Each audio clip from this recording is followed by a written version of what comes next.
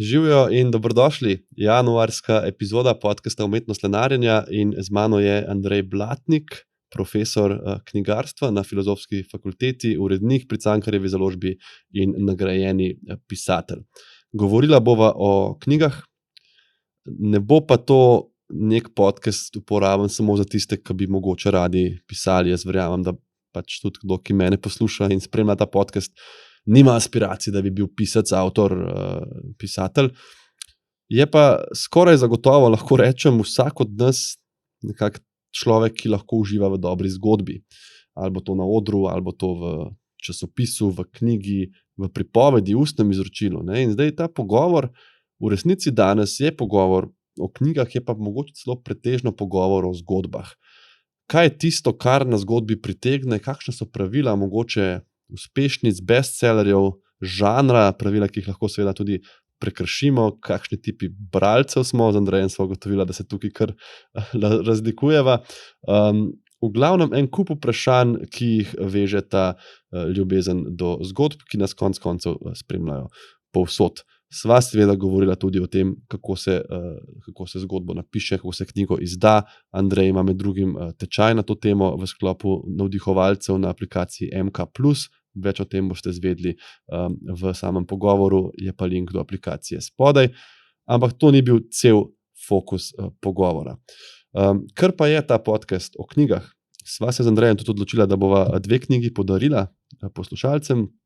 In sicer sodelujete lahko vsi, sodelujete lahko za obe knjigi, podpisani imata posvetilo Andrejeva Pisanje kratke zgodbe. To je knjiga, ki je vodilna, nekako rdeča nit tega pogovora. Kot boste slišali, ogromno citatov iz te knjige, tudi če je ne zadanete, danes jo zelo, zelo priporočam vsakemu, ki se malo spogleduje s pisanjem. In pa moja druga knjiga, Znanost mirnega življenja.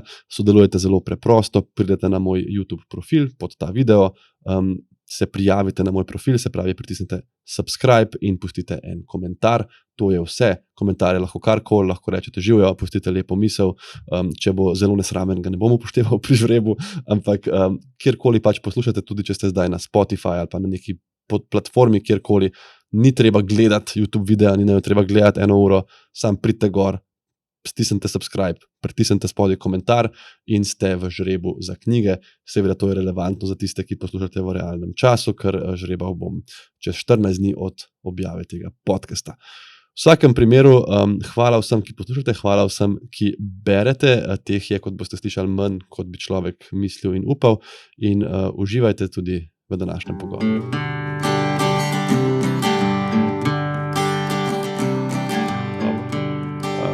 Ja, veš, Andrej, jaz sem slab v začetkih, ne.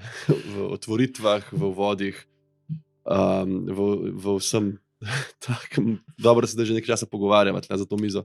Kar nadaljujeva. Preden sva začela, kaj bom jaz kar vzel tole, pa bom prebral za en uvod tole zadaj, kar piše na tvoji knjigi. Se mi zdi tak lep povzet, ne bom rekel, mogoče lep odgovor na vprašanje, zakaj sem tebe povabil na pogovor o knjigah, ki mi je, ti bom povedal en pogovor, ki sem se ga zelo veselil in ki mi veliko pomeni, ne. Odlično. Spravi, Andrej Blatnik je doktoriral iz komunikologije, delaš kot urednik in univerzitetni predavatelj. Pred časom za fakulteto za humanistične študije v Kopru zasnoval predmet kreativno pisanje, učil med letoma 2002 in 2009. 15 let vodil delavnico pisanja kratke zgodbe, Lud literatura, v kateri se je mojstrila vrsta avtoric in avtorjev, ki zdaj sodijo med najbolj uveljavljene in nagrajevane pisce in piske kratkih zgodb v Sloveniji. Objavil si 14 knjig v Sloveniji. To je že malo stara izdaja, zdaj je že 18. 18 knjig v Sloveniji in prek 30 v tujini, ali prek 40? Prek 40 zdaj. Prek 40 v tujini, to je treba popraviti na tej stari izdaji. Ja, čakamo 4. izdajo te knjige, ne. Lepo. Njegove kratke zgodbe pa so uvrščene v vrsto mednarodnih antologij, med drugim v Best European Fiction 2010, dobitnih Zlate ptice, Župančičeve nagrade in nagrade Prešernovega sklada. Več kot 40 knjig, meni kdaj kdo reče, kako hitro pišem, ne, ker sem zdaj v 2 letih 2 knjigi napisal, ampak Najbrž ti pišeš še hitreje. Ali? No, to je v bistvu 18 knjig pol v 40 prevodih. Skratka, in to pravzaprav tako, da se prevaja. Brez skrbi. In prevaja se bolj ali manj samo nekaj knjig. Ne. Zdaj pišem nekaj esejistične knjige, ki so bolj ali manj samo za Slovenijo zanimive. Romani, kratke zgodbe, pa tudi knjiga, o kateri bova sklepam govorila, se pravi knjiga pisanja kratke zgodbe, pa so prevajani tudi v druge jezike, torej so zanimivi očitno tudi za druge kulture. Ja, mislim, ta knjiga pisanje kratke zgodbe je bila zame danes praktično vse iztočnice, ki sem jih izpisal. Smešno mi je bilo, veš, ko sem ti napisal, če boš prišel, pa da ti seveda pošlem povzetek ali iztočnice si napisal, ni mi treba pošiljati, bova se že zmenila. Ne? Tako. Obenem sem pa lih za pogovor s tabo največ iztočnic napisal do zdaj. Mogoče ti bo prav prišlo še kaj tako v pisateljskem življenju, če lahko tako prevzetno rečem. Ja, to mogoče, ja. Res, ker me je ta knjiga zelo navdušila. Pol sem vedel, da sem ljubitelj strukture. Ne? Sem si rekel, kako bo zdaj strukturirala ta pogovor. In sem rekel, dajva najprej iti mogoče na pisanje, pol malo na branje.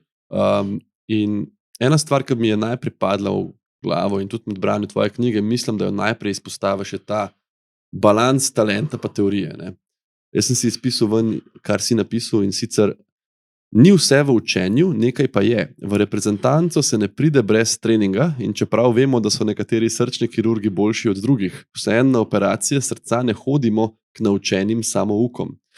Veva pa, da kakšen naučen samopisec tudi proda ogromno knjig ali pa je zelo priljubljen.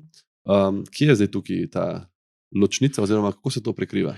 To je gotovo eno od drugih pravil, ki imajo tudi izjeme. Zdaj ne bom govoril o 50 odtenkih sive pa takih svetovnih uspešnicah, ampak recimo, če omenimo kar zadnjo slovensko, še kar veliko uspešnico, kaj ne, da Bronjo Žakelj in Belo se pere na 90. Ne. Ona plej sploh ni nastopila kot literatka, torej ni delovala na tem polju, pa kar tako je, ne samo izjemno prodajana knjiga, ampak tudi bila nagrado Klesnik za najboljši slovenski roman.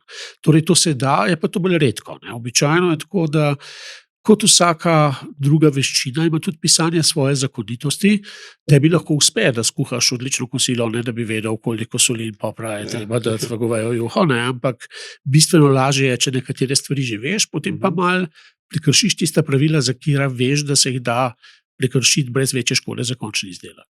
Ja, sploh, ker tukaj je najbrž kot pisec, ki se vsaj zase lahko rečem, ko sem se usedel in začel pisati, ti si ne upaš trditi, če si dober, slab, povprečen, zanimiv, ne?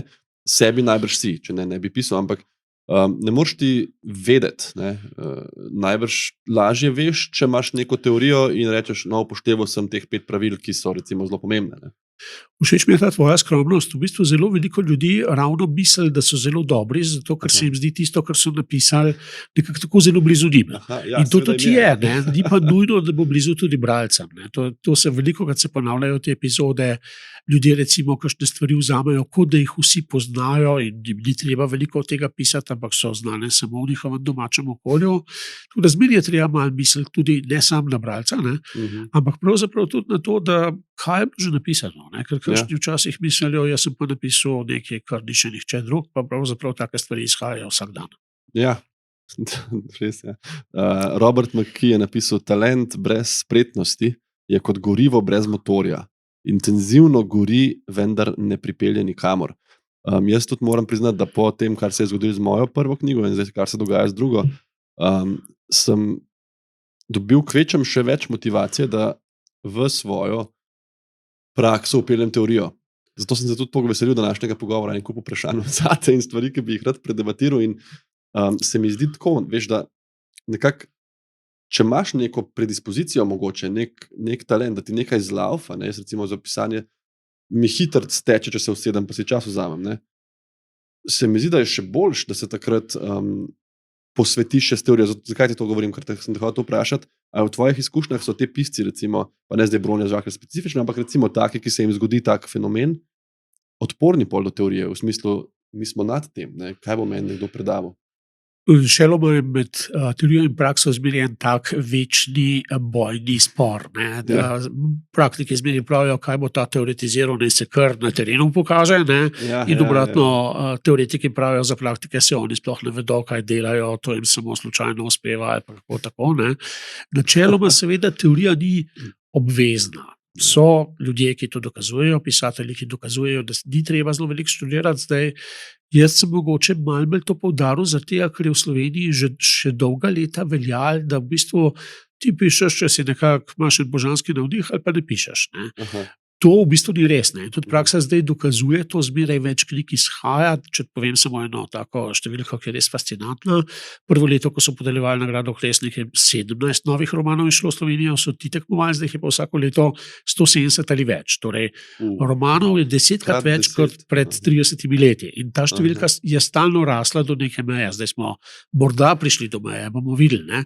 In tukaj gre za objavljene knjige, koliko je še tistih neobjavljenih. Ne. Torej, veliko ljudi začne pisati, ker ne da bi sploh tako razmišljali o tem, kaj so napisali že kakšni drugi pred njimi, ali pa da je treba o tem kaj znati in tako naprej. Pa se ti zdi to dobro, slabo? Oboje je dobro. Ne? Seveda po drugi strani je pa tudi slabo, če začneš nekoga ponavljati, če si zelo obseden s tem, da bi naredil nekaj takega, kot tvoj najljubši pisatelj, ker najbrž je ta tvoj najljubši pisatelj zato tvoj najljubši, ker ti je to naredil dobro in najbrž celo boljše kot ti. Ne? Torej, ne rabimo zdaj v Sloveniji novih George'a Martinov pa Stephenov Kingov, rabimo nekaj drugega. Nekaj novega. Tako. Ja, mislim, sej so neke preverjene stvari, ki delujejo. Ne? Sej, recimo tudi Martin je večkrat omenja velike pisce, med drugim Tolkiena, ki jih je on bral, ne?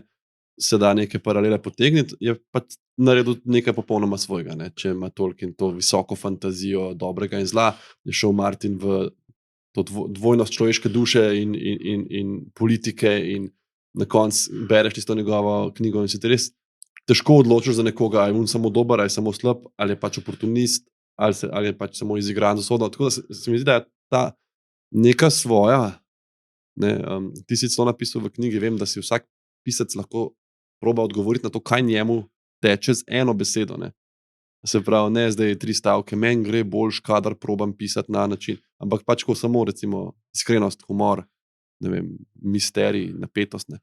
Ja, to je tudi način, da sam sebi zastaviš neki izziv. Ne? Zato, ker, če že malo citirava velike avtorje z različnih koncev sveta, pa z različnih koncev literature, en moj zelo ljub citat je rekel Jorge Luis Borges, ki je blazno zaznamoval svetovno književnost svojega in tudi še današnjega časa, pa ni dobil recimo Nobelove nagrade. On je rekel, vsak pisatelj na koncu postane svoj najslabši učenec.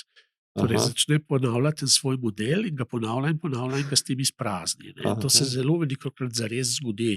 Tudi mi pa tako beremo, da mi je ta knjiga všeč, ampak ne to, kar prejšnja, pa tako nazaj. Ne.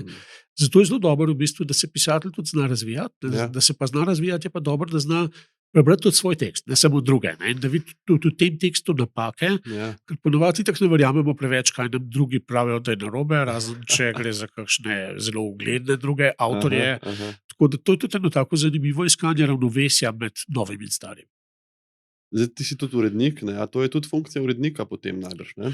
Ja, zdaj v knjigi malo duhovičem, da urednik besedilo popravlja tako, kot mehanik popravlja avto, samo da voznik opazi, da avto ne vozi, medtem ko pisec ne opazi, da besedilo ne deluje. Včasih so res take zelo elementarne zadeve, ko si ravno omenil George'a Martina, jaz sicer nisem velik poznavalec fantasyja, tako da bom težko rekel, ampak knjiga, ki je tako zelo obsežna, ima običajno zelo veliko likov. Ne?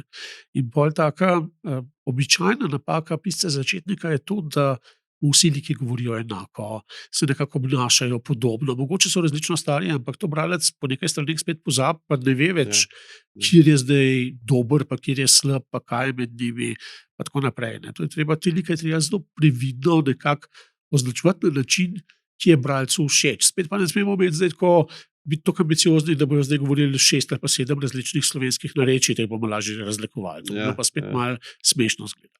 Ja, točno to, ker če pomisliš, kako srečaš človeka v družbi, ne, na ulici, bo odvisno od izobrazbe, od službe, od razpoloženja, od starosti, katere besede bo zbiral. Ne. In tukaj se mi zdi, da je hitro vse dosti podobno in tudi to, da so kdaj dialogi zelo neverjetni, ampak pač, da jim težko verjamemo. Ne, da nekdo reče, joj, kako sem besen. Ne.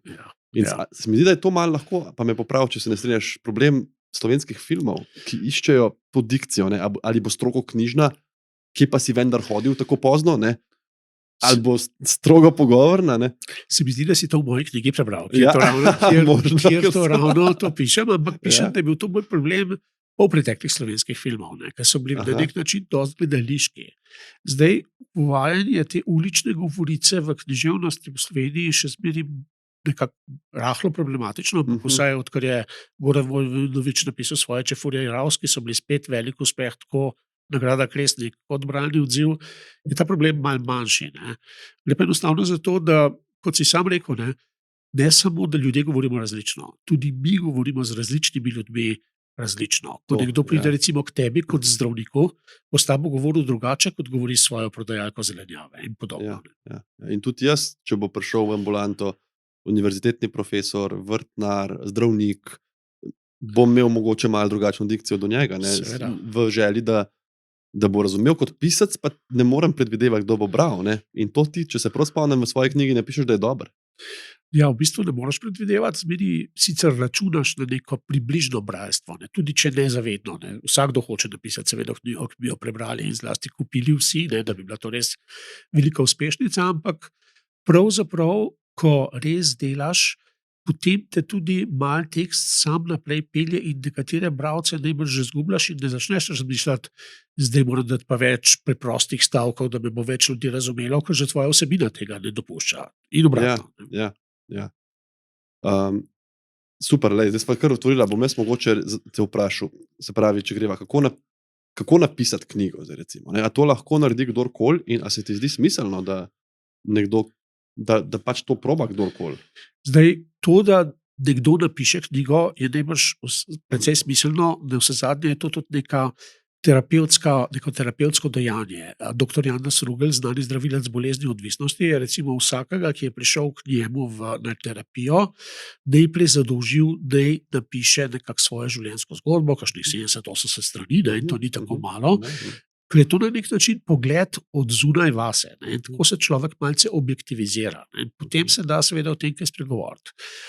Drug problem je, če hočeš to knjigo na vsak način objaviti. Zato, ker tle se pa začnejo težave. Ne? Življenjska zgodba tvojega soseda je morda sosedu zelo zanimiva, nekomu, ki pa živi 4 ulice tlj, pa niti ne več. Ne? In potem gre tudi za to, kako znaš tisto, kar si napisal, napisati. Velikrat srečamo to mnenje in mislim, da ga tudi v knjigi nekaj navajam, da se bojo ljudje med preprosto zgodbo napisano na zelo zanimiv način in zelo zanimivo zgodbo napisano na dolgočasen način zmeri odločili za preprosto dobro napisano zgodbo. Zato, ker je to medij, ki nam posreduje to izkušnjo. To se mi zdi zelo smiselno. Ja. Tudi nek vsakdanji človek, ki doživi, to sta dve nekako, ne. Lahko je vsakdanji človek, ki doživi neko neverjetno zadevo, ne. Ali pa nekdo čist neverjeten, ki gre po zelenjavo, ampak oboje je lahko dobro napisan. Tako je, res je. Pa če pri začetkih, ne, zdaj, zelo fajn mi je bilo, ko si pisal v tej knjigi tvoji o naslovu. Napisal, seveda naslov je pomemben in pa si dal primere, jaz sem si jih par izpisal, recimo naslov 100 let samote bi lahko bil zelo dolgo osamljen. Ta je malce šolski, kaj ne? Ali pa še boljš, če furi raus, južnjaki ven. Tako. Kako to naredi nek drug zven? Galjot ali zasužnjeni veslač. Skoraj težko spregovoriš. Ne. Tako da se mi zdi, da sicer daleč od tega, da mora naslov najbrž na začetku biti na papirju. Ne. Jaz sem obe moji knjigi v bistvu nekje na polovici bolj proti koncu našel, tisto, kar mi je ustrezalo. Ne. Ampak neko idejo pa moraš imeti. Ne. A je težko pisati? Kaj bi rekel? Kot za koga? Ne? To je zdaj, načeloma tle obstaja več ljudi. Ne? Eni pravijo, da blazno trpijo, ki pišejo in da to je grozno in tako naprej. Potem se človek malo vpraša, so res tako veliki mazohisti ali kaj pravzaprav, a bomo tudi mi trpeli, ko to beremo. Pisatelji to povejo. Seveda pisatelji. Vsakdanji. Ne pisatelji. Ki so objavili knjige. Ja, seveda. To pa res je pa po drugi strani prej, ko so začeli o tem govoriti, zakaj pa ljudje tako radi pišejo. Ne? Ker včasih v Sloveniji pravimo, da več ljudi piše kot bere. In podatki o prodaji knjig ali pa o branju knjig, pa o tem, koliko knjig izdamo, ne govorijo čisto tega, ampak grejo stvari nekako v to smer. Ne. Deloma tudi zato, ker s tem, ki pišeš, bereš nekako samega sebe, svojo notranjost, kaj te zanima, kakšna je tvoja psihologija, kaj te privlači. In to je zanimivo za slehernika. Saj zato so tudi zelo popularne različne variante psihoterapije. Ne. Saj zato je recimo Henry Miller imel odlične pasaže v svojih romanih, ko razlaga, kako ljudje hodijo v Parizu k psihoanalitikom, zato da jim lahko govorijo in potem jim nazaj psihoanalitik reče, zanimivo. Ali pa kaj takega, samo eno besedo. Tako, ampak že to, da lahko izpovejo nekaj, jim že nekako na nek način tudi dokazuje, da so drugačni kot vsi drugi. Da imajo neko svojo zgodbo. Ne? Tako. In tudi, zakaj sem te vprašal, če je težko. Mislim, meni kdaj kdo reče, ne, joj, super, ko si to napisal, jaz ne bi mogel nikoli, jaz pa sovražim to, ne moram niti enega stavka. Pa tako. In pa se kdaj vprašam, če je to neka zapoved, ki si jo je človek samo dal. Ne? Ker jaz recimo, ko sem se prvem letniku medicine usedel pred učbenik biofizike, sem si mislil, mojega študija je tukaj konec. Jaz pač ne bom nikoli zdravnik, ker tiste enačbe, ne, in tam ti piše, kot vidimo je, pa neko pojasnilo, ki ga ne razumeš. Ne. Potem, jaz bi tako lahko rekel, to je meni katastrofalno, moreče, jaz pač tega ne morem. Dobil sem 7, naredil sem letnik, ne. Ni moja najboljša ocena, pa kaj. Ne. Se pravi, in klejen primer sem najdel na internetu, oziroma mislim, da mi je oče povedal, Matjaž, napiši kratko zgodbo, ki vsebuje religijo, politiko, seks in skrivnostnost, mystery. Ne. Se pravi, tako v bistvu ni lahka naloga, ne, tako si misliš, in politika, religija, seks, mystery, kako bo to. In odgovor je, o moj bog, je rekla kraljica, noseča sem, me zanima, kdo je oče. No, evo, vse v nekaj stavkih. Imamo zgodbo končano, ne, se pravi, tukaj se mi zdi ta domišljija in ene par, ti v tej knjigi prav specifično par, tako fantastičnih, tako kratkih zgodb, tudi kot primer daš, ne, ali pa izsekov, da ti res malo poruši to, nekaj sploh je kratko, ne, mislim, se to ni zapisan, ne, zgodba je lahko ena stran, par stavkov. Tako tudi en stavek so nekatere. Ne? Da, recimo. Ampak da se vrnem k tismu, kar si prej rekel, seveda to, ne morem nič napisati in to absolutno ne drži. Ne? Človek ima zelo močno blokado pred tem, da bi kaj delal, česar nekako v življenju ni vajen in se drži nekega varnega območja. Vsakdo lahko seveda piše tudi literarni tekst. Je pa seveda kvaliteta te literarnosti odvisna od marsičesa, tudi od talenta in pa zlasti od ene stvari, ki jo ljudje radi pozabijo. Drago Jančar je enkrat zelo dobro rekel, na začetku pisanja je branje. Ja. Več kot ti prebereš, bolj ti veš, kako lahko tisto zgodbo, ki jo ti hočeš napisati, potem tudi poveš. Ker s tem spoznavaš, kaj vse je mogoče. In to je zelo koristno. Tudi mislim, da si napisal, da ta pisateljski blok, ki ga lahko vsak pričakuje, je na nek način lahko premagaš z branjem. Tako, to ima Robert McKee, ki smo ga že omenjali, ima zelo dober stavek, če imate pisateljsko blokado, rešitev preprosta, pejte v knjižnico. Vzemite nekaj knjig in boste takoj videli, da vas bo to malce premahnilo. Meni je recimo bila, jaz zdaj pišem tak zelo počasen projekt, ampak pišem en fantazijski roman in ko sem si v glavi skiciral pa narisal na liste papirja in to neko to generalno zgodbo in generalni potek, seveda svoj svet, je bilo tega zame preveč. Da bi jaz takrat, sem mislil, da moram imeti like napisane, komu se kaj zgodi, kdaj se kdo obrne, kdo se zjoka, kdo se ubije, kdo se ne. In sem si rekel, to bom jaz samo skiciral 4-5 mesecev. Pa sem pa prebral en odlomek iz tvoje knjige, ki mi je izjemno spregovoril z mano in sem ugotovil, da, vsega bom kar prebral.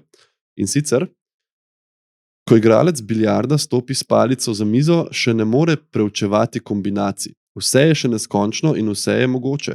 Zato udari, krogle se razletijo, se razpostavijo po mizi v določen položaj, ki nudi različne možnosti za naslednji udarec. Med njimi igralec izbere najustreznejšo. Nato je na kombinaciji vse manj in slej, ko prej ostane ena sama, ko je treba črno kroglo poslati v natanko določen žep, krogle so pospravljene in zgodba končana. Jaz sem, že preden sem to prebral, sem našel svojo rešitev za to težavo, ki sem ti jo povedal. In sicer sem si rekel, v redu, zasuva me količina informacij, ki jih želim dati v ta roman, dajmo začeti. In sem opisal pot nekoga od taksi postaje do sestanka. Pot po ulici, kaj je videl, kaj je čutil, kaj je razmišljal, koga je tam srečal in kako so se pozdravili. Mikro slika tega, kar bom na koncu povedal. In potem sem začel naprej na ta način pisati, ne, in jaz sem vedno zelo skeptično reagiral, ko sem prebral, kaj rečejo kakšni pisatelji, mene je moj lik presenetil, sem si mislil, dejno, a veš, si ti pisal, no, kako te je presenetil, ampak ta lik, ki sem ga jaz napisal na svoj papir, na svojo super skico, kot nekoga, ki bo samo predstavil nek element zgodbe, je postal glaven plot element prvega, ker se je tako dobro obrnil in sam se mi je ponudil, en mehanizem se mi je odprl, sam s tem, da sem ga spremljal in opazoval in nisem tega, ni šans vedel vnaprej, da se bo to zgodilo, ne. Ja, lahko te potolažim, da večina svetovnih avtorjev pravi, da si zgodbo izmišljuje sproti, ko jo piše.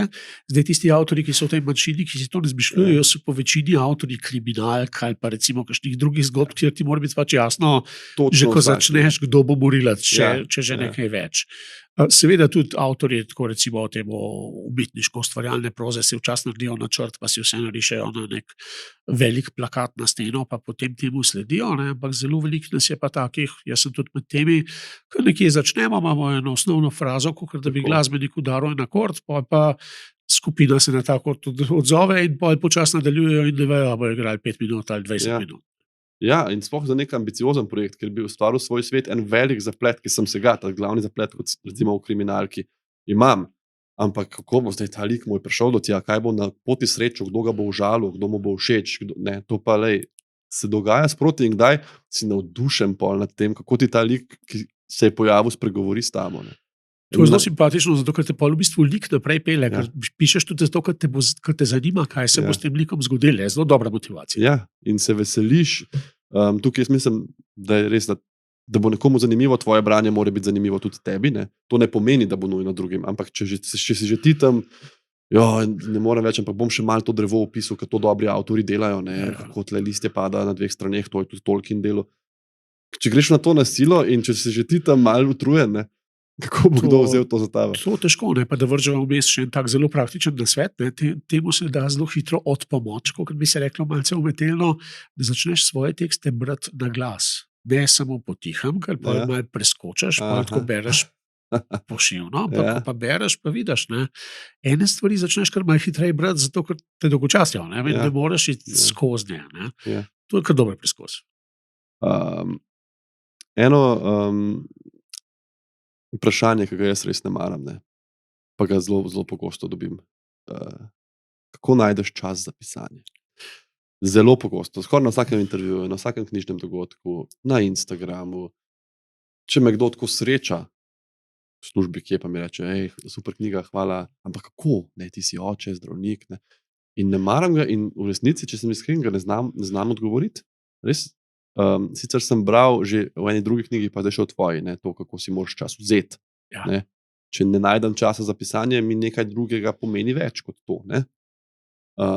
Ampak ljudi to tako fascinira, ne, da jaz pišem ob svoji službi, recimo, če bi se srečala, ne bi pisal knjig, pa bi ti rekel, pogledal sem celo sezono tiste serije, bi ti rekel, super, kaj si misliš, jaz sem jo tudi, ne bi rekel, kje si najdu čas, ne, kdaj, ker to je nekako prostočasna dejavnost, pisanje se pa se mi zdi še vedno. Vse mogoče to iz nekega respekta. Ne. Zgleda, da jaz grem v neko sobo v katedrali, se zaprem, ne, z kosom kruha, mlekom in peresom, ne, in 7 ur pišem. Čeprav priznava, da pisanje v bistvu je prostočasna dejavnost. Prvič zaradi tega, ker je ta čas zate prost in lahko pišeš ali pa ne pišeš. Drugič pa, če malce je spet duhovičva, celo zate, ki si eden najbolj prodajanih slovenskih avtorjev, denar ni tak, da bi lahko od tega preživel. Torej, zato žrtvuješ svoj prosti čas. Ne. In to velja tudi za cel svet. Ne. Pravzaprav avtorji delajo, pišejo potem, ko delajo kakšno drugo službo. Jaz recimo veliko pišem na dopustih, ne, tako imam ogromno stvari skiciranih, ampak se ne utegnem med predavanje, ker imam uro pa pol pauze, ali pa če nihče ne prije na govorilne ure, zdaj napisati nekaj strani romana. Ne, ampak si naredim neke beležke, potem pa nekamo sama, prenosnik in potem to delaš. Ne. To je res važno, je to zdaj metoda, ta čas je prepuščen tebi, kako si ga boš organiziral. So pa ljudje res, tudi jaz poznam tudi take na slovenski sceni, ki sicer živijo sami, ampak so si najeli neko sobo, grejo tja, so 8 ur v tisti sobi in napišejo. Mislim, da je Stephen King imel, oziroma ima tak proces. Zelo verjetno. Ker on 3 knjige na leto tudi izdane. Ampak jaz čutim sebe, kdaj mi paše pisati. Ja. Moram pa reči, da čutim to, ni ta problem, da mi ne bi pasal. Problem moj je, da mi paše, pa nimam dovolj časa, ki bi ga rad na trenutek imel. Ne? to je prostočasna. Ampak to sem hotel povedati, če jaz rečem za prostočasno dejavnost, sem pogledal celo sezono te serije, se zdi ljudem manj čudno, kot če rečem pisal sem. Ne. Ja. Kar se tiče pa, da živiš od tega, ne, zdaj mogoče kdo, ki naj jo posluša, si je že pomislil, mogoče je čas, to je moj znak, da začnem, pol bo pa kupil to tvojo knjigo ali pa zadev na najni nagradni igri in bo prebral notri sledeče. Veliko analiz dokazuje, da je pisanje ena najslabše plačanih dejavnosti, če presujemo po urni tarifi. Vsak, ki začne pisati, bi rad bil George Martin ali pa Adam Kay, recimo, ta veliki, ki se omenja v povezavi z mano. Zakaj pa zdaj to tako, ne? To je pač neka preprosta resnica, zato ker pisanje pač zahteva zelo veliko časa zase, ne samo časa, ko res tipkaš svoje stavke in jih oblikuješ. Potem rabiš nek čas, da pridejo ideje, rabiš tudi tisti čas, no, zadnje, da bereš, da boš svoje morda genialne ideje lahko tudi podobno genialno napisal. In potem je še to, da rabiš tudi čas, da tekst prebereš, ga popraviš, ga še enkrat prebereš, še enkrat popraviš in tako naprej. Ponavadi tista prva verzija ni najboljša. Jaz sem zase ugotovil, pa si rekel, trenutno najbolj prodajane knjige v Sloveniji ni tu vseeno mali honorar, ne? Ampak jaz še nikoli se nisem usedel misleč, zdaj bom pa pisal, da bom dobil honorar. Ne? Pišem, ker mi paše, ker mi je všeč, ker se rad potem, to je neka ekspresija, imam neko zgodbo, ki jo želim povedati in konec koncev lahko zvečer vzamem telefon, eno svoje poglavje odprem, ga preberem in mi je všeč in to mi daje ogromno motivacije in veselja. Ne? In vem recimo, da tudi ta fantazijski roman, o katerem govoriva, ki mi je zelo ambiciozen projekt, ki ga pišem v angleškem jeziku, to mi je še največji izziv, ne vem, če bo kdaj objavljen. Ampak meni je snovanje te zgodbe v tako izjemno veselje, ker sem jo snoval že 2 leti v glavi, preden sem začel pisati, ker si nisem upal. Ne? Meni to toliko všeč, ne?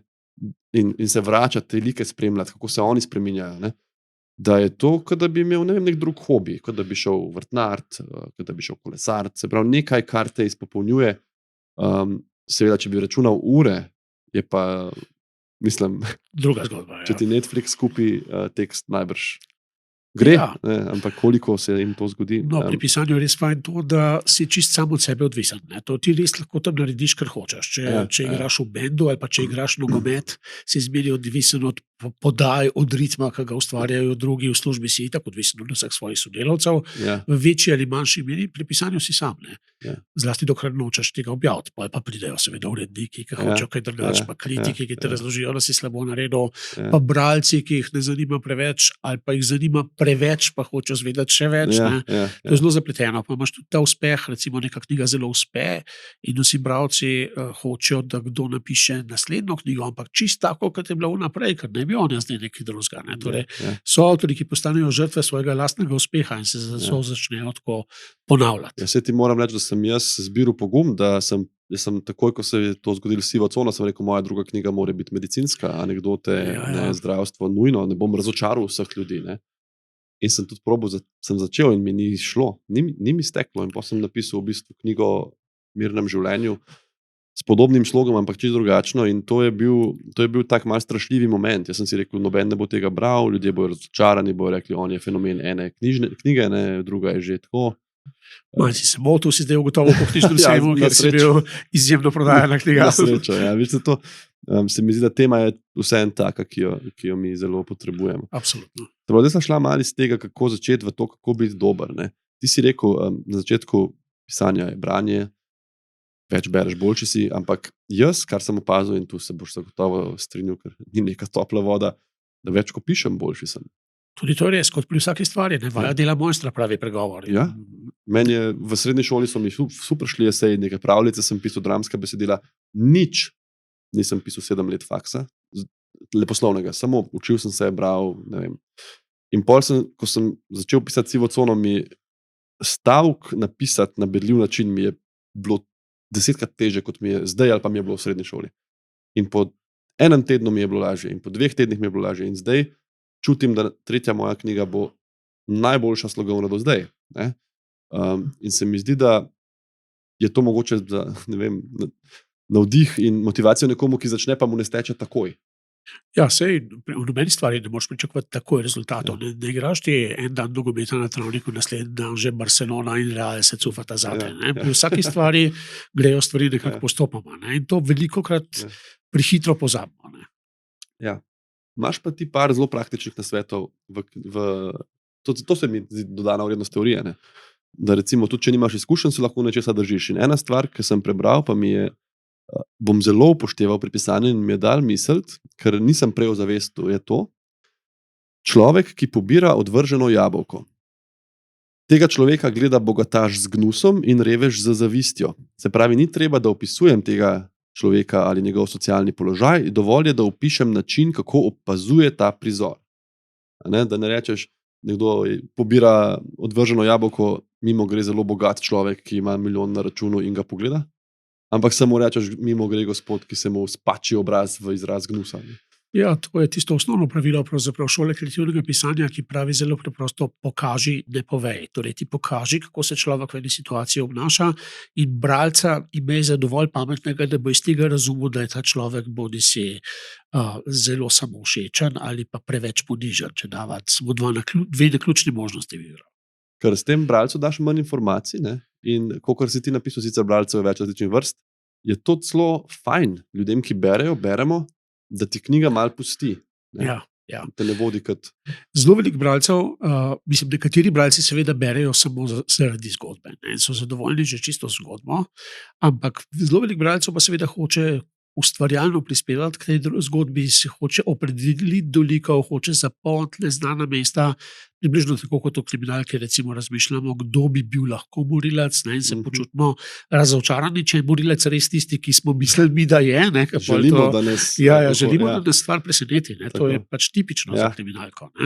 Mi hočemo biti malo okolj prenešeni, če rečem po domače. In tukaj je podobno.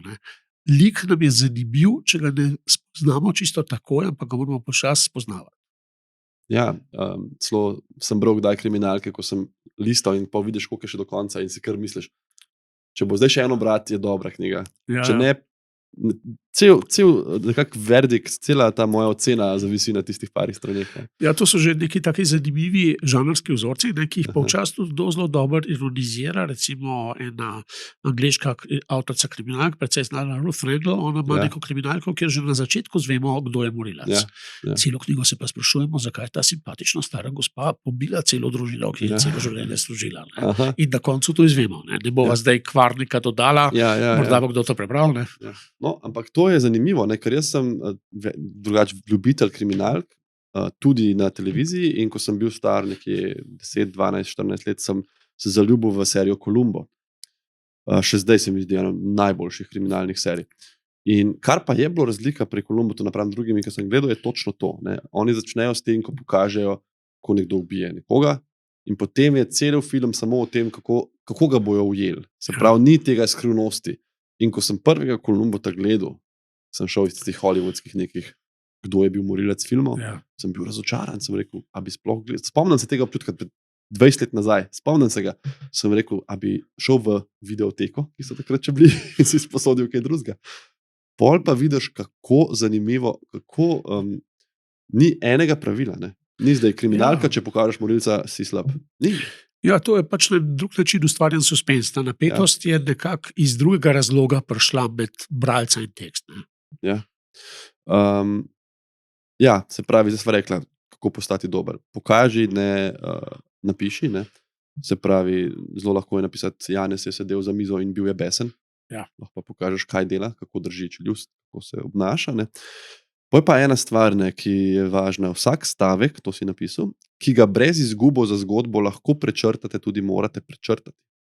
Se pravi, ko ti greš v neko revizijo svoje knjige, ni nujno, da boš samo dodajal. Ne, nasprotno. V bistvu prava revizija je tako, da črtaš, da vsak stavek mora ali peljati zgodbo naprej, mora nekaj povedati o zgodbi, ali mora pa bolj portretirati okoliščine, v kateri se zgodba dogaja. Recimo, malo bolj pojasniti lik, kaj je tazga. Da mi zdaj opisujemo nekaj, kar je zelo nepomembno na zgodbo, kakšne so ulice v mestu, ko je jesen, to ni večjega haska, to lahko ljudje sami vidijo, oziroma o tem so pisali že mojstri realističnega romana, ki jih danes težko beremo, ravno zaradi tega, ker nismo navajeni to vrstnih opisov več. Ja, seveda nek slog moraš najti. Ne? Napišeš tudi sam, da vsako pravilo lahko prekrši pisati, če ve, da ga krši in ga zavestno krši. Ne? In ve, zakaj ga krši. Ja. Ampak to črtanje besed, to jaz opažam pri svojem pisanju, da zelo delam. Ravno Stephen King ima tudi eno knjigo o pisanju, On Writing. Poznam, seveda, ja. Ja, to ne dvomim. Ja. In ker jaz imam njega zelo rad, bom rekel, niso mi čisto vse, kar je on napisal, všeč, se piše roman na teden skoraj, ne? Ampak nekatere njegove zgodbe, sploh kratke zgodbe, so mi fenomenalne. In on je napisal, da med drugim kako pišeš, ne vem, hello, she said, ne? Da ta he said pa she said je najboljša oblika. Da ti rečeš, he shouted angrily, ne? He replied condescendingly. Te prislovi, ki nekaj pojasnijo, če on reče, get out of here, he shouted angrily. Valjda ni bil miren, če se je to zadrl. Ja, ni potrebe. Ja, ni potrebe. Dvakrat si povedal isto. In v bistvu si bralca kot nekega bedaka vzel, da zdaj on, če ne bom napisal jezno se je zadrl, da ne bo bralc vedel, da je bil jezen. Kaj je bil mirno se je zadrl. A veš, na ta način. Ja. Si omenil, da sem vodil literarne delavnice dolgo let, ne? In velikokrat smo se precej ukvarjali ravno s tem, ne? Kako počrtati vse nepotrebne pridevnike iz besedila. Ne? In tudi nekatere danes zelo uspešne avtorice so kar malo traumirale zraven, ne? Ker smo jim razlagali, ne rabiš tega, pa še onega, ja, pa bo tekst precej krajši, ja, pa bo zato precej boljši. Ja, tudi na ta način delujejo. Sem bil na enem spletnem tečaju urednika Wall Street Journal. Oni rečejo temu tight writing. Tako je. Kako bi to prevedel v slovenščino. Da, ko bereš te vrhunske fenomenalne pisce s člankov Guardian in to, kako teče beseda, ne? Brez nekih, in on kaže, kako lahko ti zakompliciraš za brez veze neke besede. Ne vem, to je nek primer, ko v smislu barvi rdeča in siva se čudovito povežeta v harmoniji ob skupni uporabi. In on to razčleni do točke, ker lahko reče, rdeča in siva pašeta skupaj. Ja. Pove enako, seveda sta barvi, zakaj bi še enkrat povedal, v harmoniji skupaj, ob skupni, a veš, se pravi, in v resnici seveda vsak pisec ima nek svoj slog, a ne, in se mi zdi, da to važno povedati, da ne bomo vsi isti, ampak kako se bolj bere tako besedilo, ko pa to mi je zanimivo, kar si rekel. Vidim, zakaj bi ljudje lahko rekli, to bo slabš, to bo kratko, to bo brez duše. Ne? Ampak se mi zdi, da duša pride mogoče od druge, ali kaj? No, tudi zanimivo je, da si to omenil v povezavi z tujimi tiskanimi mediji, to takimi zelo znanimi. Ne? Jaz sam, recimo, kadarkoli pridem v Ameriko, si takoj kupam New York Times, zato ker tam se izrazito vidi, da imajo uredniki, ki resno delajo na tekstu. In tam izkušen urednik, kot sem sam, ne, si mislim, da sem sam, nimam kaj črtati, ne, ker so že vse oni počrtali, kar je bilo treba počrtati. Tam imaš res tekst nabit z informacijami, ne, in je res vredno, recimo, to prebrati tudi na teme, ki te sploh ne zanimajo, zato ker s tem ne zgubljaš časa, ampak izveš nekaj novega na zelo učinkovit način, ki pa hkrati ni dolgočasen. Ne. To ne bereš borznih poročil, ampak bereš zgodbe iz življenja. Zgodbe, ne, to se mi zdi tudi fajn, ta zgodba. Si nekdo reče, jaz ne pišem zgodb, jaz pišem, ne vem, članek. Ampak kako se zgodbe povežejo v vse? Ne? Jaz tudi sem napisal knjigo Znanost mirnega življenja, podajam neke informacije o meditaciji in to, ampak v vse so vpete zgodbe mojih bolnikov, mojega boja z nespečnostjo, Churchilla, zgodbe, ki sem jih prebral, zgodbe, ki sem jim bil priča in v tekstu o borzi so lahko zgodbe, ne? Absolutno. Zgodba je itak vezivo sveta. Ne? Mi brez zgodbe nas ni, ne? In brez zgodbe nas niti nočemo, da bi bili. Ne? Ker vse, kar si želimo za svojo prihodnost, se nekako upisuje v našo lastno zgodbo. Ne? No, zdaj pa si omenil, že parkrat sva rekla, no, tudi urednika, se sva tudi že malo povedala o tem. Jaz ti moram povedati, da nisem vedel, dokler nisem izdal svoje prve knjige, kaj je funkcija urednika pri knjigah, ne? Zdaj pri revijah se mi je zdelo, on mora nekako filtrirati, preverjati informacije in tako naprej. In zdaj nekdo, če želi izdati knjigo, recimo, ne, tukaj potem to vprašanje samo založba, med drugim imaš ti tečaj posnet na to temo, ne, ki bi se mu lahko reklo masterclass, pa se mu ne, ker je registrirana znamka, je v sklopu programa Navdihovalci, to je na aplikaciji MK+. In tam sva se srečala, ne? Ker Andrej ima v bistvu, kako se reče, tečaj, lahko rečem tečaj, ne bojo nas tožili, Andrej ima svoj masterclass na temo izdajanja knjig, jaz pa na temo čuječnosti. Zelo ste vabili na MK+, da preverite. Aplikacija je tudi za 14 dni brezplačna, tako da naj jo lahko poslušate. Pa se pol odločite, če vas pritegnejo vse slovenske knjige, zvočnice in druge podcasti, vse, kar na tej krasni aplikaciji je. Tako da ne bova zdaj 1 uro govorila o tem, ker tam si imel to kar podrobno, ampak urednik, ne, to je strah in trepet, najbrž ne, vsakega, ki je napisal, izlil se je v nek tekst, všeč mu je, zdi se mu krasen in zdaj postati nekomu, čigar služba je, da reče, to je slabo, iskreno, če je slabo, ali pa včasih že, da ti nekdo reče, to ni popolno, kar bi rad slišal, ne, jaz bi rad, da me urednik pokliče ob joka, nisem še bral take stvari, ne, to bo najboljš na svetu, ne. Kako zdaj prijeti do urednika, mogoče kako prijeti, pa kaj pričakovati nazaj? Zdaj tako je, v bistvu uredniška služba se deli, grobo rečeno, na 2 veliki podskupini. Ena so uredniki, ki urejajo knjige, torej vsako knjigo posebej delajo boljšo. Drugi, ti so mogoče skoraj malo bolj svobodni v svojem početju, so pa tisti, ki oblikujejo program, ne. In ti potem sprejmejo neko knjigo v program in jo potem začnejo ali oni ali kdo drug nekako urejati, da bo boljša postala. Zdaj ta strah je vsaj v Sloveniji, pa tudi v svetu pravzaprav precej nepotreben, kajti v Sloveniji ne samo, da je ogromno ljudi, ki knjige objavljajo, ampak tudi ogromno založb, ki objavljajo knjige. Torej, zmeraj je možno, če te bo ena zavrnila, te bo vzela neka druga. Kar se je zgodilo J.K. Rowling in ogromni pisci. Tudi Broni Žakelj, ki smo jo že omenila, pa je naredila veliko uspešnico. Ja. Tako da to je zmeraj možno in to tudi ni zdaj, če te ena založba zavrne, ne pomeni, da knjiga ni objavljiva. Morda samo ne sodi v njihov program. Nekatere založbe so bolj komercialno orientirane, druge so bolj visoko literarne in se ne bojo mazale rok s kakšnim berljivim ljubezenskim romanom. Naloga avtorja je seveda tudi, da toliko razišče knjižni trg, da ve, koga bi knjiga zanimala. To je zelo preprosto preverljivo. Nekdo, ki je objavil knjigo, ki se nam zdi podobna, tisti, ki jo sami pišemo, bi morda bil zainteresiran še za kakšno tako. Potem pa seveda je urednik nekako, to je spet tako, to je podobno, kot če nekdo pride k tebi po zdravniški nasvet. Če mu ti poveš nasvet, pa bo on rekel, to se mi zdi pa traparija, tega sploh ne bom poslušal, potem z njim nima smisla izgubljati časa. Podobno je tudi z urednikom. Urednika imaš zato, da ti svetuje, kaj s tvojim tekstom narediti. In če ti on reče, da tekst ni dober, najdi drugega urednika. Ne? Ja, in to si tudi napisal, da če ti recimo že odpiše, mogoče probi to spremeniti, pa to popraviti, je že dober znak, da ga morda zanima, ne, in da se je upel v to zgodbo. Načeloma uredniki to delamo samo, če nas tekst res zanima, zato ker če nas ne zanima, zakaj bi prvič lajšal delo drugemu uredniku in popravljal besedilo, ki ga bo objavil on. Drugič pa tudi ni pravilo, da drugi urednik ne bi hotel ravno nekih drugačnih sprememb. Ne, bo njemu všeč tisto, kar meni ni bilo in obratno. Torej bolje, da se s tem ukvarja nekdo drug.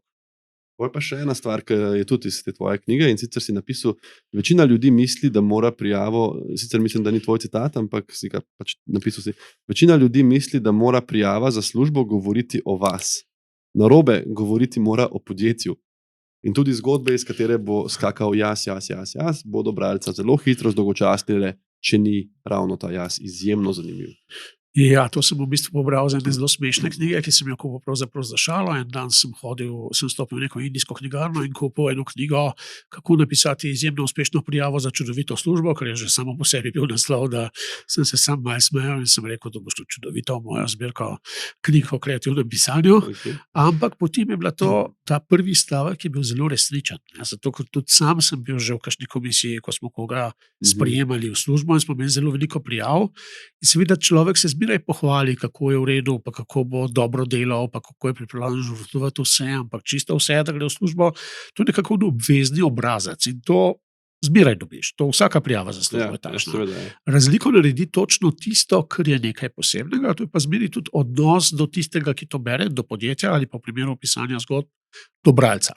In zaradi tega nekako potem postanejo stvari zanimive, tle seveda lahko zelo zgrešiš, če se prijavljaš za službo, o kateri ne veš kaj dosti, ne? Ali pa če nagovarjaš nekega bralca, ki tvoje knjige ne bo vzel v roko, ne? Lahko ga pa na nek način pridobeš. Zelo dober point, ne? In kar sem hotel tle še vprašati, se pravi, na temo tega nekak sloga, ne? Si rekel, nekatere bralce dobiš, nekatere ne dobiš, ne? Tudi nekdo, ki piše avtobiografijo Matthew Perry, seveda lahko piše o sebi 500 strani, pa bodo ljudje žrli, ker ga želijo spoznati. Ne. Ampak kako nekdo piše pravljico ali pa mladinski roman ali pa roman za odrasle, ne, je že slog sam lahko različen. Zdaj, a je to slog, ki ga lahko dober pisec na voljo menja, ali je to nekaj, kar je nekomu dano? Ne. Ja, načeloma pisec zmeri mora obvladati več slogov. Drugače bo spet pripovedoval samo, če Iste ne eno stvari. zgodbo, ampak različne zgodbe na isti način. Ne. Tako. In to je kar huda preizkušnja. Ne. Recimo, spomnim se občasnih kritik, ko zelo mladi ljudje, recimo mlajši najstniki, pravijo, se ta zgodba je bila kar zanimiva, sem ta pisec pa sploh ne ve, kako mi tam mladi govorimo. Ne. Nekdo je hotel posnemati način, kako Razumem. mladina govori, pa to ne pride čez. Ne. Ja. In najbrž tudi ti, kdaj prebereš kakšen roman iz življenja zdravnikov, ko se Ja. držiš za glavo, kako narobe si ljudje predstavljajo to življenje. Mislim, Ne. jaz zdaj vidim, ko pišem prvi svoj roman, koliko researcha gre not. Ja. Ne. Jaz sem imel neko sceno, ko so za neko mizo in imajo videoklic, in je bilo poanta v tem, da ta videoklic mora biti prikrit pred vlado oziroma policijo. In sem vrgel not 3 stavke, ki sem jih pobral iz interneta, neki proksi, randomiziran, zato da.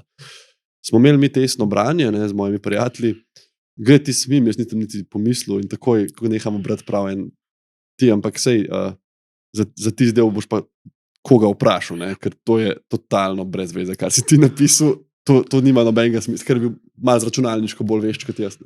A veš, in sem tako rekel, ja, mislim, absolutno, jaz ne dam to vtisk, dokler mi nekdo teh računalniških stvari ne prebere, tako kot mogoče bom vesel, če bo kdo mene vprašal za zdravniško mnenje, če ima nek tekst, kjer je v bolnici, ki se dogaja. Ne.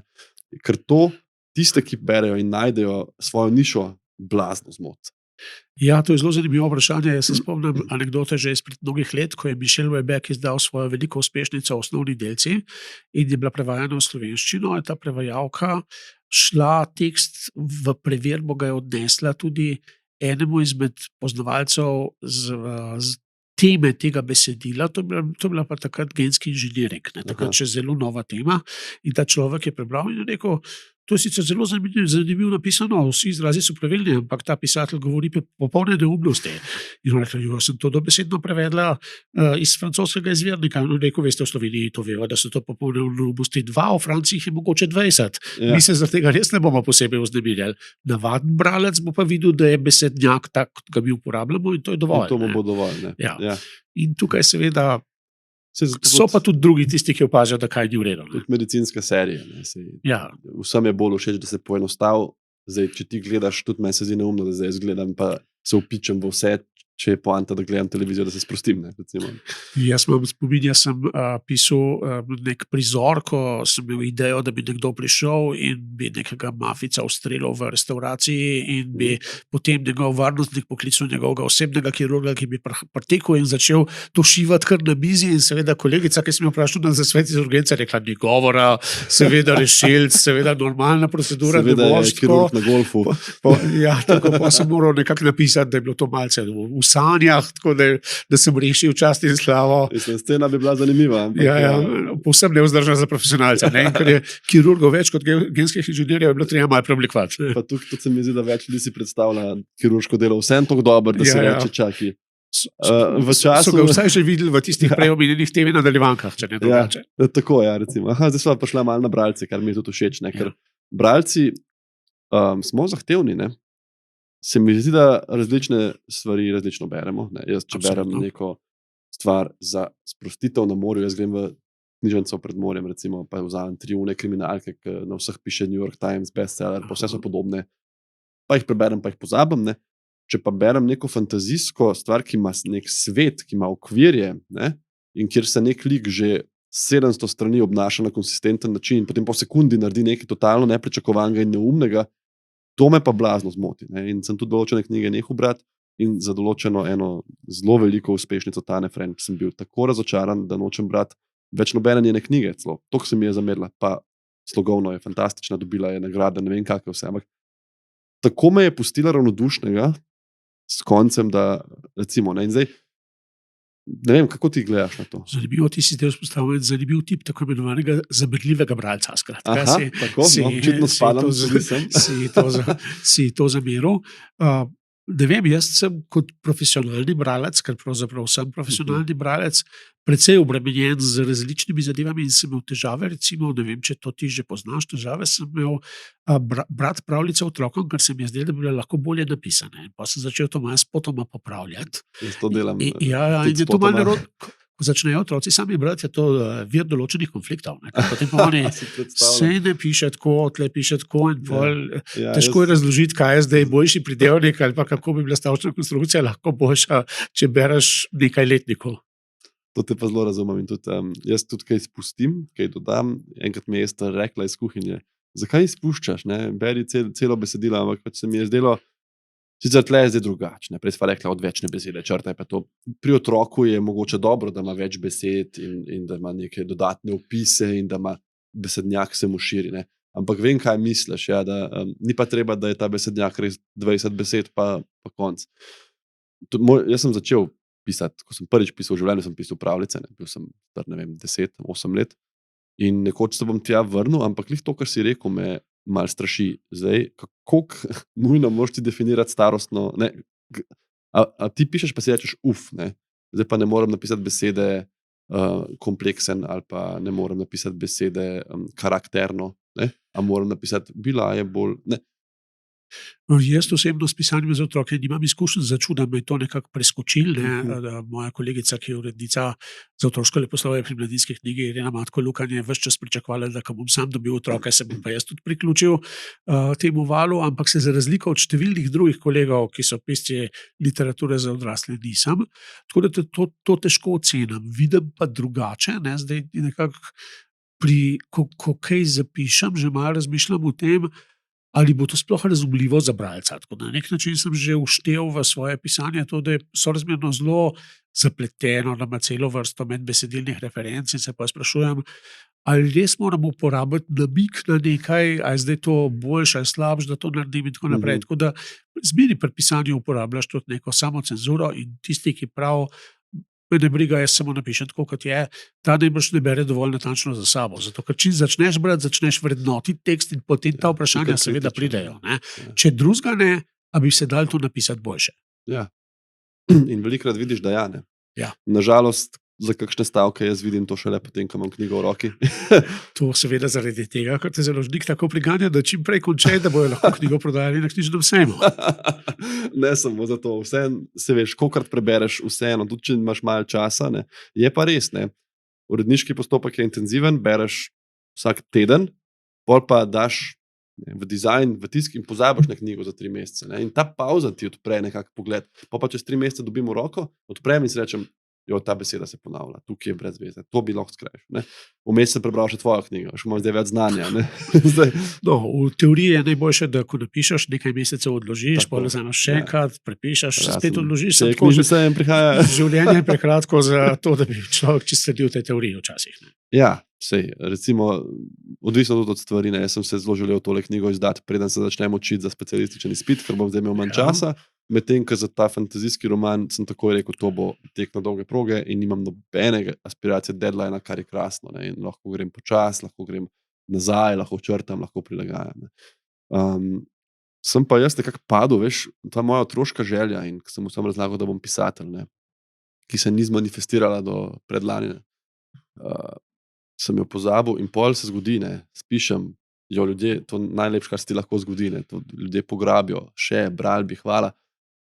In jaz sem zdaj v tem bazenu nekako frišen, ne, plavam z zelo uveljavljenimi avtorji in me tako to vse veseli, da pišem kar vse. Ne. Sem začel neko pravljico, nek horor, pišem pesmi, pišem Sivo cono 2, pišem tako osebnostno rast in kar malo raziskujem in kar malo spet iz vidika tega, da najbrž ne bo vse objavljeno, ampak iščem, kaj bi še lahko naredil na tem področju in to me toliko veseli, da se moram kar držati nazaj, če ne nam naredil izpita, jaz imam aprila specialističen izpit. Ja, vidiš, sem ti že hotel, da tak pominjujoč odgovor, bo ti že sam pokazal, kjer je tisti, ki ga boš najbolj končati, seveda specialistični izpit, je pa zunanja inštanca. Knjiga infektologije, moram najprej končati. Ja, no, končaj pa nazaj k vsem tem besedilom.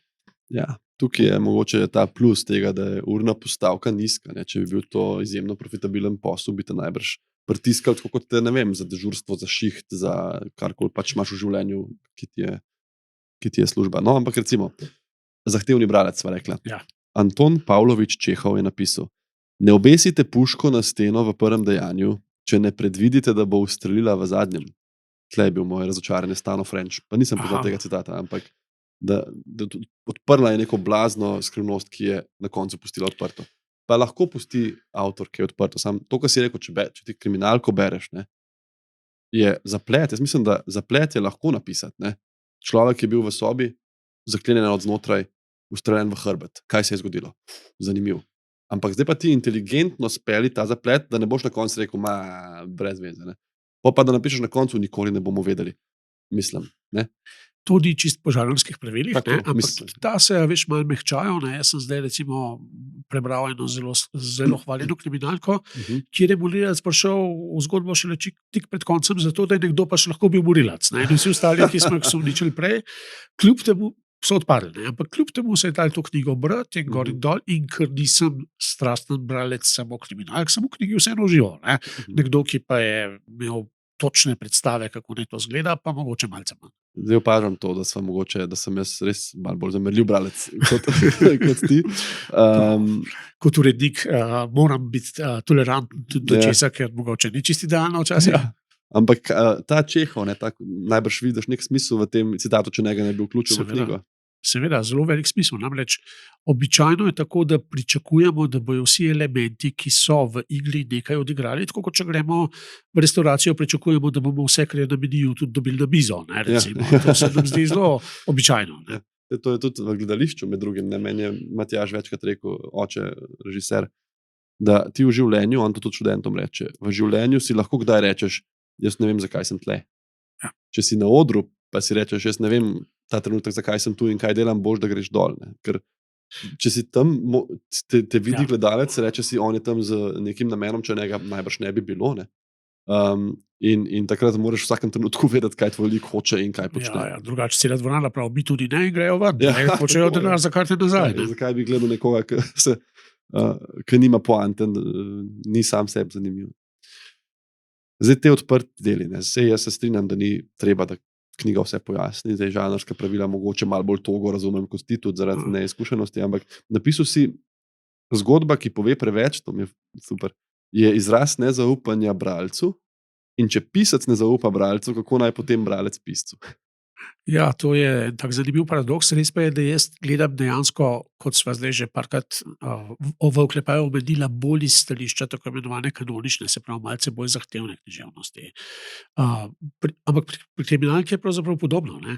Moramo skrivati, kdo je zločinac. Torej, tukaj je treba marsikaj skriti.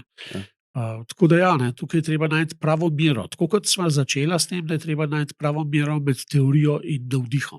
Torej, ne moreš imeti samo teorije, ne moreš imeti pa samo navdiha, to je bil tisti motor, gorivo brez motorja. Ja. Ampak zdaj, ko to pomislim, kaj vse imaš neko idejo, potem nek naslov, ki je vabljiv, talent, ki ga izpiliš s teorijo, bralec je vsak drugačen, napisal si, vsak bralec prinese svojo podzgodbo. Kako zdaj ob vsem tem napisati nek bestseller? Ne? To se sliši skoraj nemogoče. To je zelo dobro vprašanje in velikokrat na to rečemo, sej še dobro, da tega nihče ne ve, drugače bi vsi hoteli samo še pisati bestsellerje in vse založbe bi objavljale samo še bestsellerje. In to bi bil zelo slab svet. No? Ampak moj kolega Samo Rugler ravno zdaj piše eno knjigo o slovenskih bestsellerjih. Piše en bestseller. Najbrž. Zanimivo je, da v tej knjigi, ki jo piše o slovenskih bestsellerjih, nastopa tudi njegova knjiga, ki je bila tudi bestseller, pa tudi tvoja, seveda.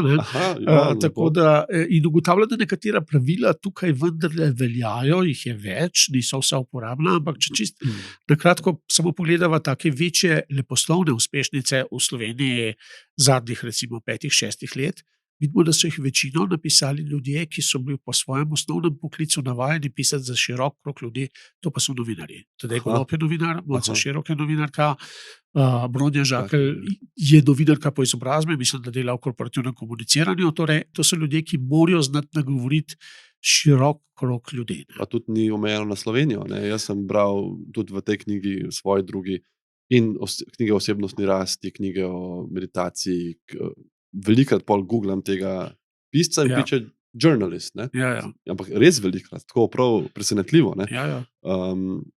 Je pa tudi kar nekaj zdravnikov, pisateljev po svetu. Ne? Zelo veliko, Mislim, po pravzaprav svetu in- od, bi se rekli, nehumanističnih poklicev, jih Ja.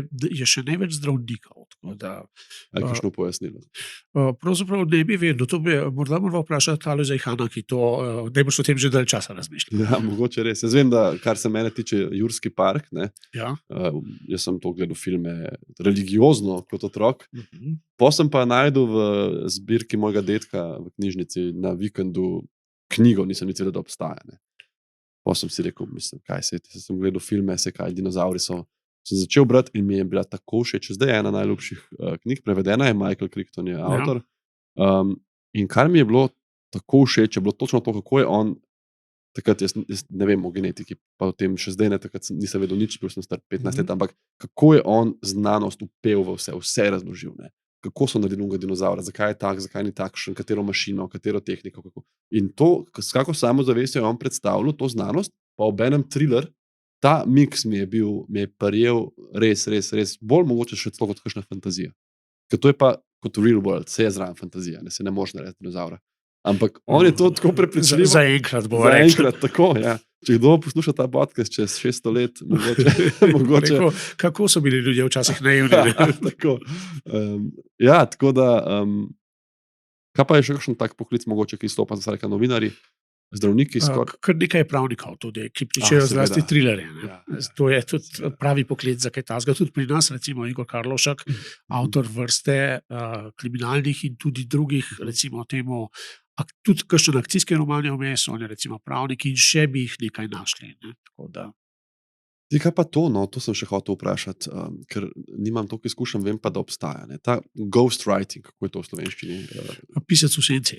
Pisec v senci. Ja, zelo zanimivo. Ja, nimamo duhov, ne maramo to Ja. v slovenščini. Ne, ker imaš ti nekega, recimo Matthew Perry, Arnold Ja. Schwarzenegger, ki Ja. bi povedal svojo zgodbo in seveda najbrž bo pritegnila ogromno ljudi in potem, ne vem, a to pomeni, da ti spišeš in on prepiše praktično, ali da sta že od začetka najbrž še odvisno, no, ampak zanimiv koncept mi je, ne? Ja, nekaj podobnega pravzaprav v Sloveniji, ne sicer tako eksplicitno skrito, dela Tadej Golob, ne, in tudi še kakšen drug avtor, ne bom zdaj imenoval tiste, za katere vem, da trenutno kaj tasga pišejo, no, ampak to so neke tako rekoč naročene biografije. Ne. Lahko jih naroči založnik, včasih jih naroči pa tudi objekt te biografije, se pravi človek sam. Ne.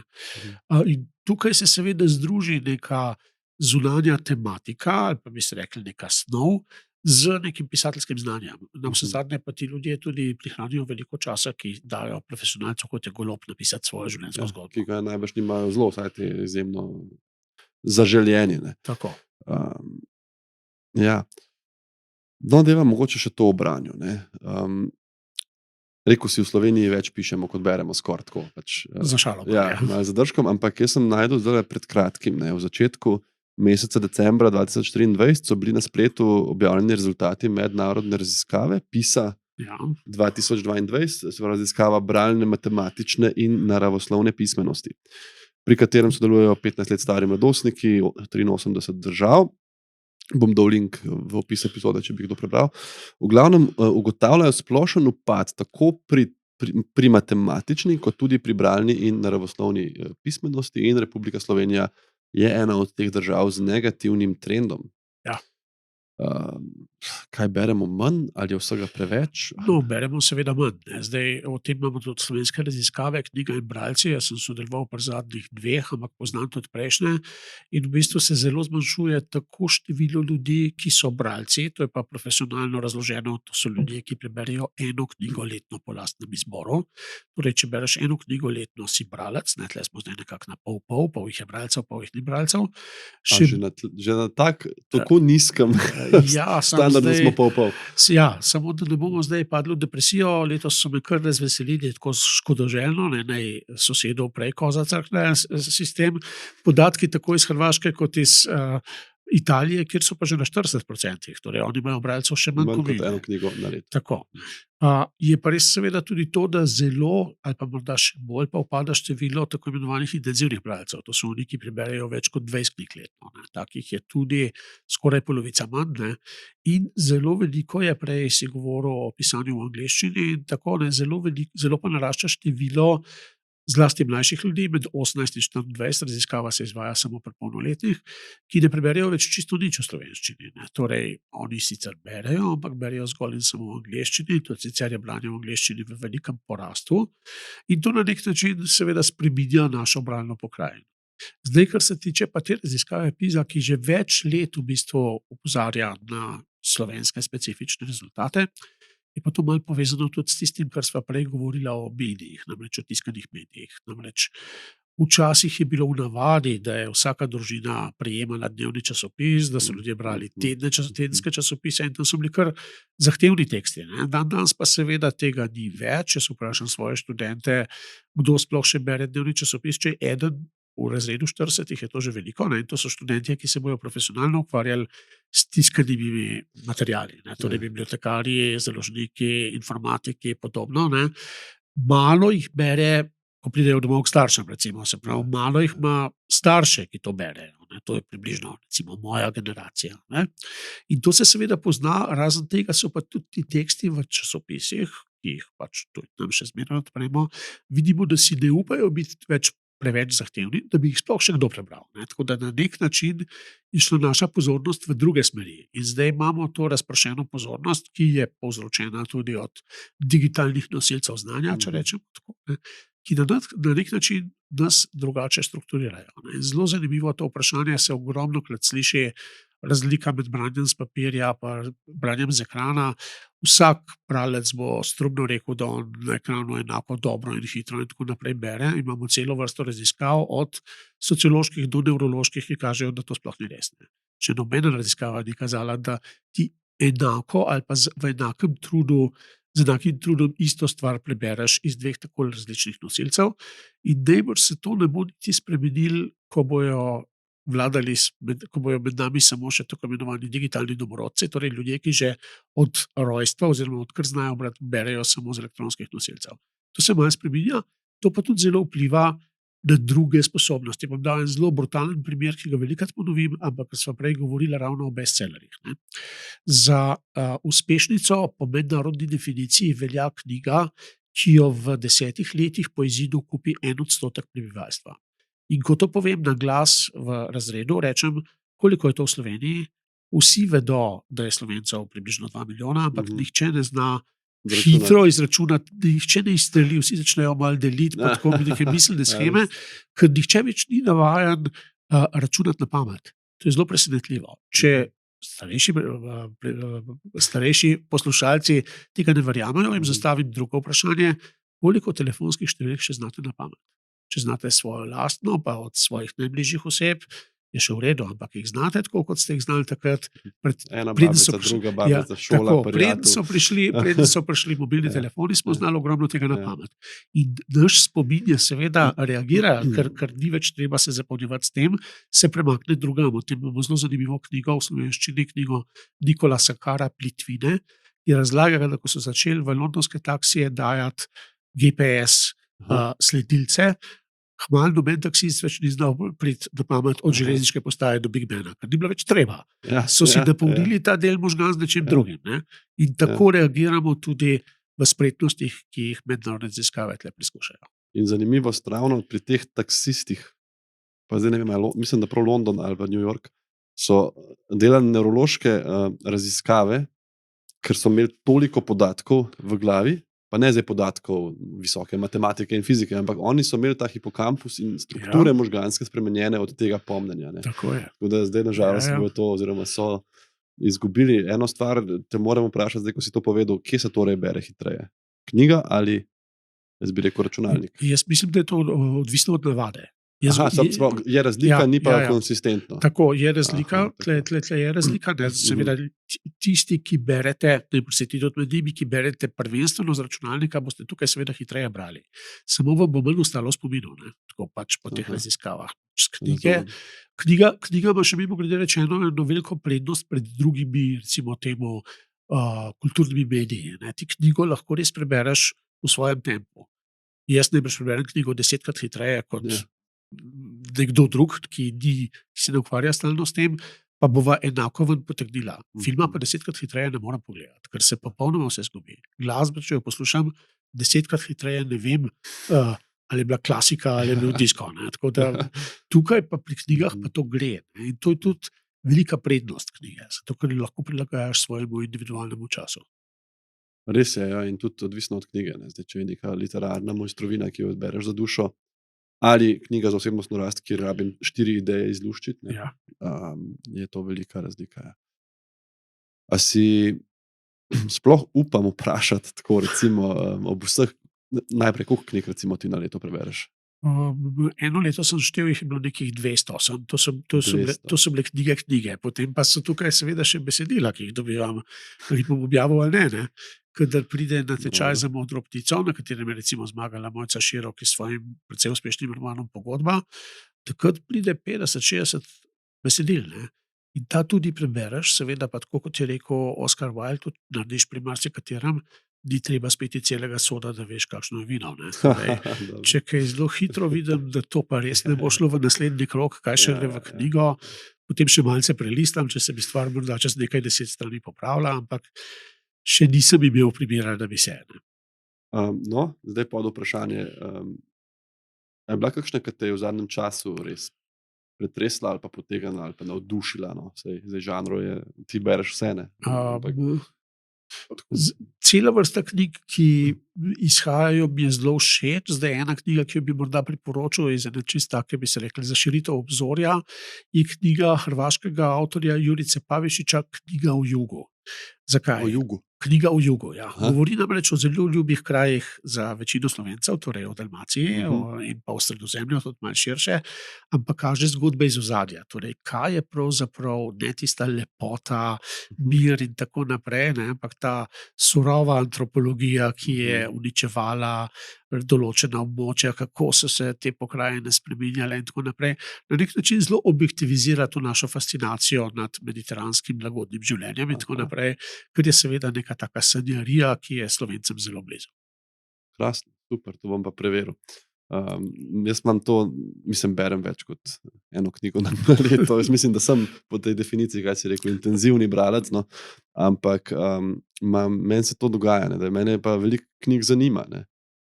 In pol imam tako na nočni polici tak kup sramote, ne? Ko nalagam od spodaj ponovati, ne? Pa kakšna sovrina, če me zelo, kjera bo naslednja. Ne? To je lastnost slehernika, ki bere 20 ali več knjig letno. Nekaj. In velikrat žal ta čas, ki ga imam namenjenega, ne, temu, je tista ura potem, ko zaspi moja hčerka in jaz še sem funkcionalen, in v tem času se zdaj borijo branje, pisanje in seveda tudi kakšen pogovor z ženo, ki se redko takole uskladiva. Ne. In pa še specialistični izpit, bojda. To pa sploh zdaj, ne vem, zakaj spet omenjaš. Da ne boš pozabil. Ja, zdaj v januarja, ko pride ta epizoda ven, je še bliže. Tako da upam, da od dneva tega snemanja in do tistega sem že veliko prebral. Tudi tega, ker to je pa spet čisto, to je pa zanimivo, kako smo veliko brali na medicinski fakulteti. Ogromno, ne. Ampak ljudje se ti kar pohvalijo, veš, jaz pa nisem leposlovne knjige prebral že 5 let, vse se skozi učim, ne. Ampak to je toliko drugačno. Tisto učenje, ko se skozi taki počrtujem, vse vam počečkan, se vračam, ponavljam, ne. To je čist drugo, ne. In mogoče res, če se cel dan učim, bom težko šel brati zvečer nekaj. Ampak po drugi strani je to tako drugače. Neka lahkotna kriminalka, neka smešna zgodba, da se to dopolnjuje. No. Važno je samo, da ti ne izrine teh znanstvenih naloženih znanj, da ne bi bilo tako kot pri taksistih, ki so prej omenjali, da takoj, ko prebereš kriminalko, pozabiš nekaj, kar je nujno za izpit. Ja, če prebereš, da kirurg šiva na mizi, pa pozabiš, če... Tako, kako je v resnici treba. Upam, da ne. Ja. Joj, super. Jaz, ena stvar najprej, da opomnim, ne, kot sem rekel v uvodu, prijavite se na kanal na YouTube, pustite komentar, da lahko dobite knjigo, mojo ali Andrejevo, z posvetilom in podpisom, in upam, da vam bo fino branje. To, da ne pozabim pred koncem, zdaj bi po moje lahko, zdaj ne vem, jaz sem tukaj šel čez te svoje iztočnice, mogoče imaš še ti kakšno, ali pa kaj tazga pozabila? Da bi vedel, si me kar temeljito izprašal. Aha, no, mislim, si tudi zelo temeljito in lepo odgovarjal. Izdaja svoje knjige, ta stavek je meni oče velikokrat rekel, ne, človek mora v življenju dobiti otroka, posaditi drevo in napisati knjigo. Meni manjka še drevo, ne vem, kako si ti. Ampak Drevo sem v redu, ja, v bistvu, vse smo odkljukali, tako da ne vem. bravo. Ti si malo mlajši, da vse, Bom- kar velik. tako. Bom to drevo, mogoče bi lahko rekel, da je najlažji del. No. Tako da pisanje knjige, kaj bi rekel nekomu, ki bi mogoče probal začeti? Kako je že tisto reklo, ki ga ima Nike za svoje oglase? Če kdo ne ve, bo malce pogooglal in ga bo zvedel. Tako, se pravi, zakaj pa ne v resnici. Ja. Okay, zdaj, če pa vas zanima, kaj več o tem, še enkrat, Andrej ima krasen tečaj, mislim, da 1 uro, uro pa pol traja. Ja, v 7 epizodah, približno 1 uro skupaj. Poglobljen tečaj na aplikaciji MK+. Če boste pa v stresu med tem, ko boste to poslušali in pisali, pa imam jaz na isti aplikaciji tečaj o človečnosti.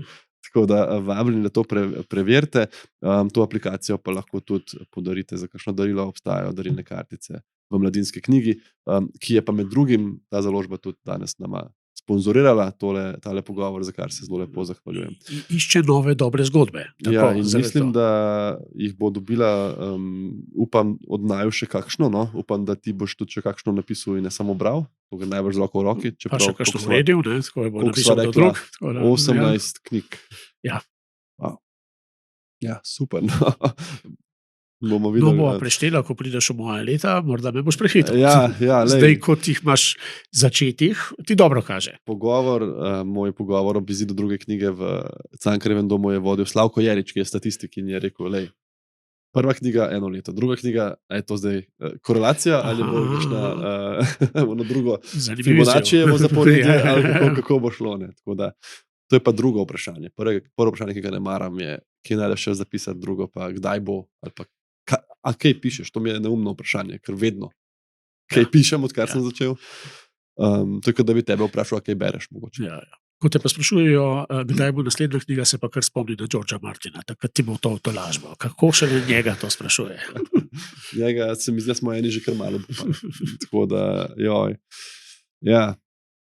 So bili časi, ko sem se zelo sekiral glede tega. Sem si tako želel prebrati, ne? In to je bilo že zdaj 6 let nazaj. Zdaj mi je pa že... Evo, pa naj še kdo reče, da knjige nimajo prihodnosti, dokler so taki entuzijasti. Knjige imajo in se sva rekla, bralci smo zahtevni, smo pa lahko tudi zelo zvesti. Ne? Res je. Zelo zvesti. In tukaj, tudi kot pisec, imam jaz kdaj ta občutek odgovornosti, zakaj raj še enkrat prebereš, zakaj raj kakšno poglavje v celoti izločam, še enkrat razmislim. Ker pri zgodbah specifično, ne, ti boš lahko človeka dobil, lahko ga boš zgubil in lahko se boš z njim povezal. Ne. Meni je nekdo rekel, da je, ko je en krasno povratno informacijo sem dobil, ena napisala, ko sem prebrala Sivo cono, sem zaprla knjigo in sem jo objela. In Grljivo. To mi je bil pa tako lep poklon, res. Tako da so zelo, kljub tej nizki urni postavki, ki smo rekli, ne bi zamenjal tega za nič, res. Ne, seveda ni, kot pravijo številne popevke, ni denar vse, kar človek potrebuje. Pravzaprav potrebuje nekatere stvari še precej bolj, se zave zlasti takrat, ko jih nima. Ja, res je. Hvala ti, Andrej, res za ta pogovor. Hvala tebi za to prijatno vabilo. Ja, počutim se, kot da sem bil na enem krasnem predavanju o literaturi in bom zdaj šel v refleksijo in še malo z večjim veseljem pisati. Odlično, uživaj v pisanju, to je zelo važno. Hvala. Pa hvala vsem, ki ste naju poslušali. Jaz upam, da vam je bilo čim bolj zanimivo in čim bolj vas spodbudo, mogoče, da kdaj kaj napišete, pa imejte seveda prečudovit preostanek dne.